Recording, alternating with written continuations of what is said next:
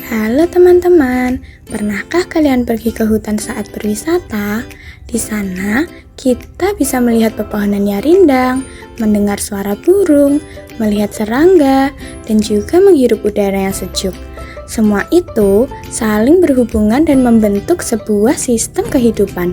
Nah, sistem kehidupan itulah yang kita sebut sebagai ekosistem.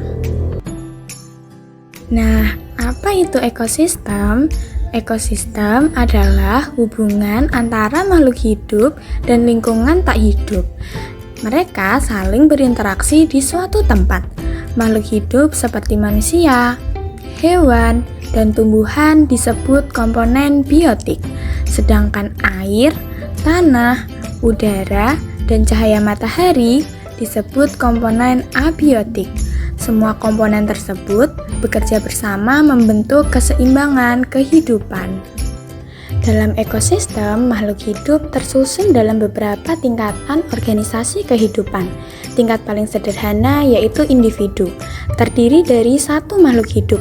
Contohnya adalah seekor ikan. Yang kedua adalah populasi. Populasi terdiri dari sekumpulan individu sejenis. Contohnya adalah populasi ikan. Yang ketiga adalah komunitas. Komunitas terdiri dari beberapa populasi yang hidup bersama dalam suatu tempat. Contohnya adalah populasi ikan dan populasi udang yang hidup di laut. Di dalam ekosistem, makhluk hidup tidak dapat hidup sendiri. Mereka saling berhubungan dan saling mempengaruhi satu sama lain. Hubungan tersebut kita sebut dengan interaksi makhluk hidup. Interaksi ini ada yang saling menguntungkan, merugikan, bahkan ada yang saling bersaing. Interaksi yang pertama yaitu kompetisi. Kompetisi adalah persaingan antara makhluk hidup untuk mendapatkan sesuatu yang dibutuhkan. Contohnya seperti makanan, tempat tinggal, dan juga kekuasaan. Contohnya adalah singa dan harimau yang berebut rusa sebagai makanannya. Interaksi yang kedua adalah predasi.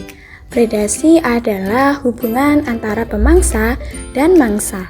Dalam hubungan ini, satu makhluk hidup memburu dan memakan makhluk hidup lain untuk bertahan. Contohnya seperti elang yang memangsa ular sebagai makanannya. Interaksi yang selanjutnya adalah simbiosis mutualisme. Simbiosis mutualisme ialah hubungan yang saling menguntungkan bagi kedua makhluk hidup. Contohnya ialah lebah dan bunga. Lebah mendapatkan nektar sebagai makanan, sedangkan bunga terbantu proses penyerbukannya. Interaksi yang keempat ialah simbiosis parasitisme. Simbiosis parasitisme adalah hubungan ketika satu pihak diuntungkan, tetapi pihak lain dirugikan. Contohnya ialah kerbau dan kutu. Kutu diuntungkan karena mendapatkan makanan dari menghisap darah kerbau, sedangkan kerbau dirugikan karena darahnya dihisap dan timbullah rasa gatal. Interaksi yang selanjutnya ialah simbiosis komensalisme. Simbiosis komensalisme adalah hubungan ketika satu makhluk hidup diuntungkan, sedangkan makhluk hidup lainnya tidak dirugikan dan juga tidak diuntungkan. Contohnya ialah bunga anggrek yang menempel pada pohon. Bunga anggrek mendapatkan tempat hidup, sedangkan pohon tetap normal dan tidak dirugikan apapun. Nah, interaksi makan dan dimakan antar makhluk hidup dalam ekosistem akan membentuk rantai makanan. Melalui rantai makanan, energi berpindah dari satu makhluk hidup ke makhluk hidup lainnya. Contohnya adalah rantai makanan di ekosistem sawah. Dimulai dari padi sebagai produsen. Padi dimakan oleh belalang, kemudian belalang dimakan oleh katak, dan katak dimakan oleh ular. Kemudian ular dimakan oleh elang sebagai predator puncak. Ketika makhluk hidup mati, sisa-sisanya akan diuraikan oleh pengurai seperti jamur, cacing, dan bakteri. Hasil penguraian tadi akan menjadi unsur hara yang membantu tumbuhan tumbuh kembali. Ekosistem dibedakan menjadi dua jenis, yaitu ekosistem alami dan ekosistem buatan. Ekosistem alami adalah ekosistem yang terbentuk secara alami tanpa campur tangan manusia. Contohnya adalah hutan, sungai, dan laut.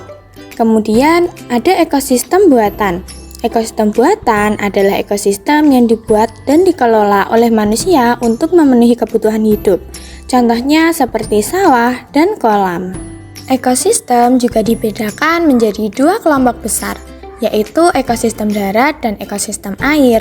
Ekosistem darat adalah ekosistem yang berada di wilayah daratan. Contohnya ialah hutan hujan tropis, sabana, padang rumput, gurun, taiga, dan juga ekosistem tundra. Selain ekosistem darat, terdapat juga ekosistem air. Ekosistem air dibagi menjadi air tawar, air asin, dan air payau. Ekosistem air tawar contohnya adalah sungai, danau, dan kolam. Ekosistem air asin contohnya ialah terumbu karang dan juga ekosistem laut dalam. Sedangkan ekosistem air payau contohnya ialah muara sungai dan juga teluk pantai. Nah, dari pembahasan tadi dapat disimpulkan bahwa ekosistem merupakan hubungan antara makhluk hidup dan lingkungannya. Mereka saling berinteraksi dan saling bergantung satu sama lain. Oleh karena itu, kita harus menjaga lingkungan agar keseimbangan ekosistem tetap terjaga.